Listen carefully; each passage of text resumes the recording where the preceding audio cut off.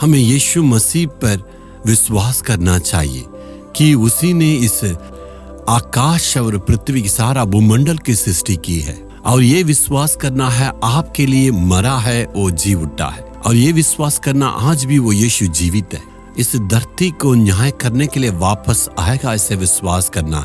आज मैं जो कुछ मांगता हूँ प्रार्थना में, परमेश्वर उसे मेरे लिए पूरा करेगा, ऐसे विश्वास करना है। चंगाई मांगने से चंगाई देगा और आशीषों को मांगने से प्रभु आशीष को देगा।